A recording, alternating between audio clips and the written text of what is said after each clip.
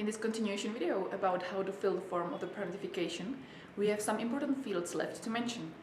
We are still working with the form of the parentification that is to be found on this webpage.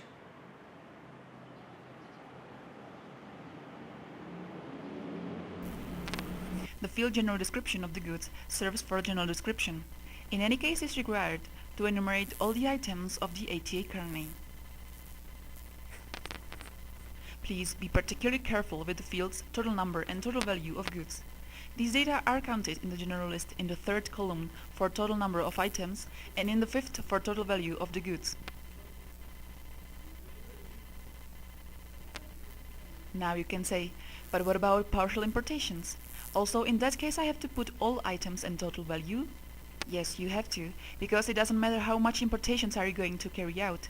The parentification is done for whole ATA kernel, so also the total number and value of goods is required when notifying it to the chamber. Let's have a look at the penultimate field in the form. This one can seem quite complicated, but is not. As it was said before, there are two ways of entry of your goods to Mexico. If you enter by hand carry, you don't use any Mexican company. In this case, you put no applicable. If you enter to Mexico by a freight forwarder, you don't fill the form of parentification.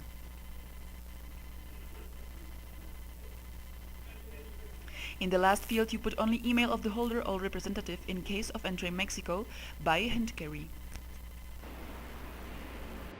More information is to be found in the section Useful Tips for how to fill the form of the parentification on this webpage.